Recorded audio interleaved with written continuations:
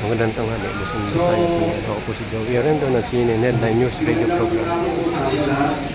Ako po si Katrino Vasco na nakapasok po ako, nakapagtrabaho po ako kay dating Congressman Rizal Tigodo 22 July 2024. Bali, ang naging trabaho ko doon ay una po, nakapag-akot po ako ng maliit ng pera sa Horizon pa po 56 floor sa unit po ni Bosa. Nakapag-security escort din po ako sa ICC. At makatapos po mula March hanggang August 2025 ay assign po ako sa bahay ni dating Congressman Elizalde po. Ang trabaho ko po doon ay nagbantay po ako ng mali-mali na pera doon sa bahay niya sa loob ng 6 na buwan po. At ang huling ako po, pagbalik ko po ng August, may pinagtrabaho po sa akin si Sir Dumugis, pumutok na po yung issue na to. Pinatago po sa akin yung parang equipment po o machine na nakaka-receive po ng text and call na si boss nilang daw po ang meron doon sa si Sticker. Tinago ko po yung doon po sa loob ng camp kabilang doon ng mga ilang araw. Tapos pinalipat po sa akin sa bahay po ni Sir Domingo sa Fairview. Yun lang po. Maraming salamat po. Yung binabanggit po ng equipment ay mga surveillance equipments po ito, no? Na it is a highly controlled equipment na hindi ka makakabili walang clearance Antigua, etc. Yung equipment po na sinasabi niya can capture your text messages and calls. So napakadelikado po na. So bago po natin ipagpatuloy ay may mga ilan sa mga pictures at videos na ibinahagi nila sa atin at i-identify o ipapaliwanag po nila kung ano ang ibig sabihin ng mga litrato nito. So sige, ito yung mga sila yung magpapaliwanag kahit hindi po kami pero galing po sa kanila to. So siguro, ayan. Sino magpapaliwanag itong mga kargahan? Anyone?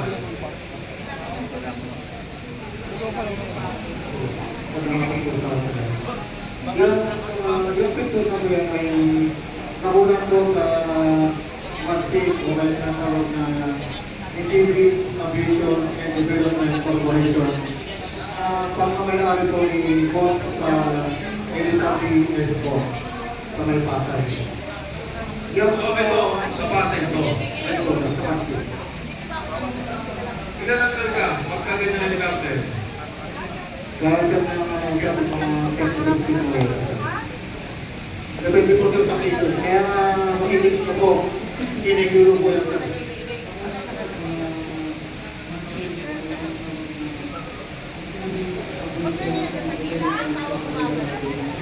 Di ba ito?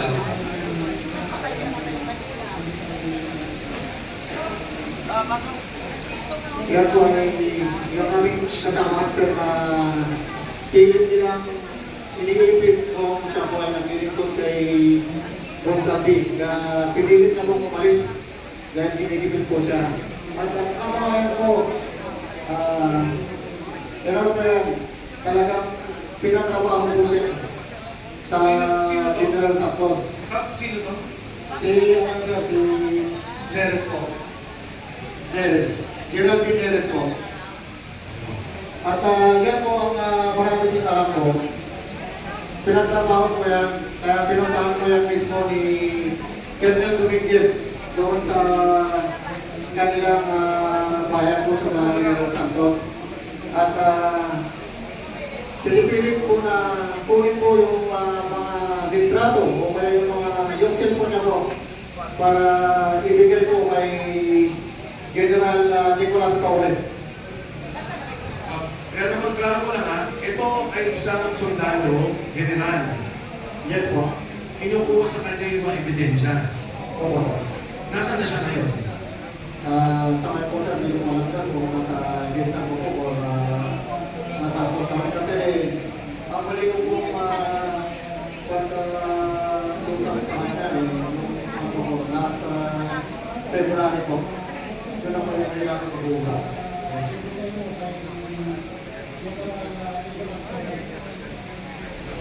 Sabihin ko kung ano yung building. Ano yun?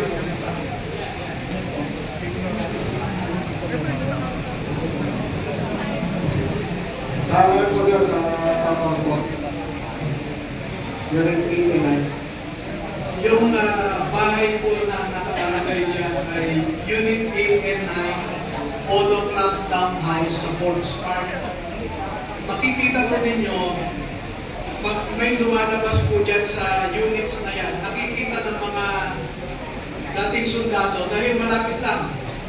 So, dyan po nila pinapasok yung mga paper bags o mga expandable envelope na pera, pinapasok po nila dyan. Tapos paglabas po ng mga kausap nila, ay nakikita nila yung mga mambabatas, hawak na nila yung dala-dala nilang paper bag or expandable envelope. Kaya malapit lang po, 3 to 5 meters, nakikita nila yung mga mambabatas. At dyan nila nakita ang katulad nila De Lima, etc. No? So, Sige. malapit lang talaga. Next. Sinong man? Okay. Hello sir, kasi rin po yun yan sir. Ako po yan sir, at nakasama ko yan sir si Takor Ligoday sana nandito kami sa Pao de Masinlo. May meeting naman yun sir sa nasa yun kasi ako nun sir kay BRP kung tawagin si Boss Bernard Peralta, bilang mga PR ng congressman, senador. Yan po yung nakasama ko nun siya sir, si Takor Ligoday sir. Okay. So ito yung patuloy na kasama niyo si Orly Gutesa. Okay. Tama. Ito yung retrato. Yes sir. Cellphone ko kasi yun sir. Yung ano yan sir. Next.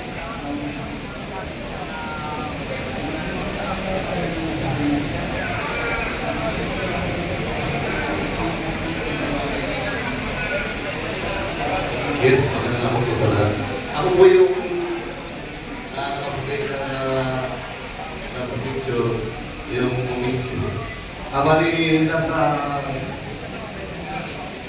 in-session rin na kami niya. Bali may mga kamiting yung mga posto. Yan ay pagpapatunay na naging kasama namin at naging matagal namin katrabaho si Master Sergeant Orly Gutesa. Maraming salamat. Yung nakaitim, yun si Master Sergeant Orly Gutesa. Tapos itong naka-brown, yan si Sergeant Judy Catiao. Then yung naka-red, yun si Sergeant Bolian. And then nakaputi, ako naman. Yan na po, maraming salamat. Thank you. Oh, ano tong picture na to? Yan, ako po, sir. Ako po ang kukuha niya, yung nakaputi ko, membro ko yan ng ICC, yung sa gitna ko. ICC investigation. Tapos, okay. Ano ito? Bakit nyo kasama? Saan to? Yan yung unang dating nila sa December 2023. Nag-ikot-ikot sila sa mga atin, sir. Maalala ko nga yan, sir, bumili ng libro ng Philippine Law, yung ICC investigator ko. Alam mo yung pangalan? Maalala ko, sir, si Robin Prof. Kasama rin nila siya at sir. Next. Ito, kanina ito. Ito, sir, yung accommodation nila sa baba ng mga ICC investigators sa Settlements Makati po yan. Meron pong kapinan dyan sa baba ng Settlements Makati. Basta dyan ko lang sila tumataway sa pagkatapos ng mga activity. Yan yung tatlo sir na babae na ICC investigator po yan. Nasa gitna po yung umiinom, si Chantal Daniels. Malala mo kung anong year to? 2023 po, December 10. Next. Ayan po si Chantal Daniels po. Sinusundan po kasi namin siya noon eh. Advice din po ni Mark Pixay na kahit ayaw nila, sundan po pa rin namin. Naglalakad-lakad sila sa Makati po. Kaya na, as proof po na nagkaano kami ng duty namin, pinakampana namin, si Secretary kumuha ng picture. Tapos sinasend po sa group chat. May kasama ka dito kung kasama mo sa security. Yes, sir, si Master Sergeant Romel Garapol, si Sarge Garuda, kasama ko. At saka si Sarge Gambo. Next. Yan naman po, meron po kasi marketplace doon so malapit po sa Zeta Dance, pumunta po sila doon. Dahil nakuha ko rin po ng picture. Yung dalawang lalaki po, kasama rin po yan nila Chantal Daniels. Sarge, ilan sila nung nandito? Kasi may babae, may lalaki ng pinuro kanina eh. Maalala ko sir, nasa mga ito sila, walo sir, na investigator po na. Magmula airport, Sunto, hanggang sa Pag-alalay, kayo kasama. Yes sir, araw-araw po yun. Kotse, yung inyo. Yes sir, kotse po ni sir ko. Kung may balik niyo po kanina doon sir, may ginamit po kami dalawa. Sige po po, ibabalik yan po. Yan po ang ginamit namin pagsundo. Ito po yung escalator po din, bago pa po yan noon. At saka itong GMC na lock po, bago yun po yan noon.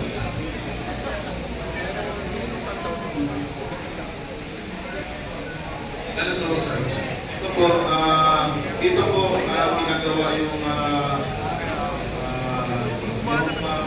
tingnan mo ng ICC. Sa Midas po itong presidential suite po. Kaya po nila ini-interview sir, yung mga witness na pinakadala po ni Senator Trillanes. Sila po nag-i-investigate. Mga ilang witnesses ang nakita nyo dyan? Marami po yan sir, year sir eh. Okay, pwede mo salita. Kung narinig mo yun. Year sir, 2024, pangalawang balik na ito ng buwan ng ICC. Doon na po yung sunod-sunod araw-araw po yung investigation po nila.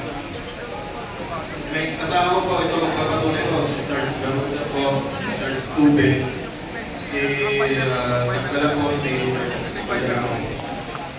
Okay, Sarge.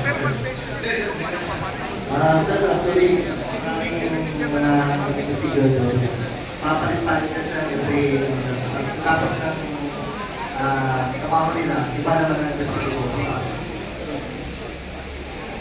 Sa mga tweet, yung una, December, ito 2024 na to.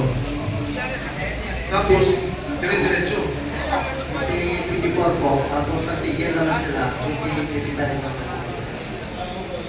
Kabawat natin, mga Pinoy. Yung ICC po is dumarating po naman. Tapos papalit-palit na po sila bago iba na po ng grupo na investigator. Ito ang my last hotel pa to ni Sandy noong panahon niya. Yes, sir.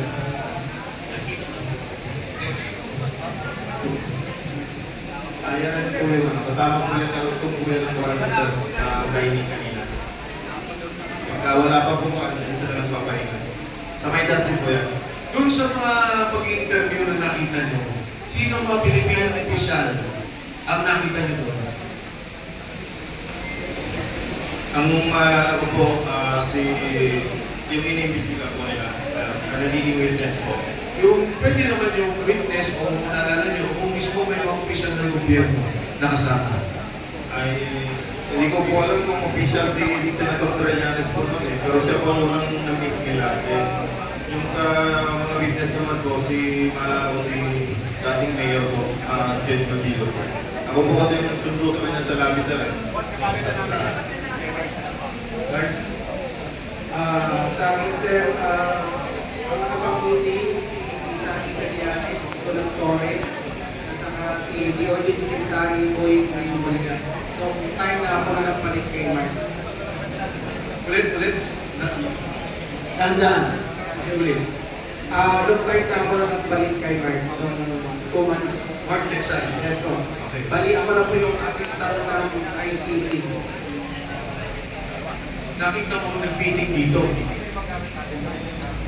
Sa Magdas. Yes sir. Sa Maydas.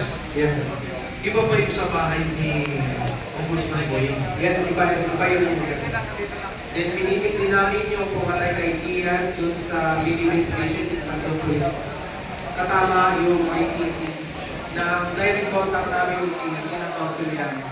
Okay po, magbabalik po mamaya ang konti. Sandali lang po mga kababayan. Na kasama si Senator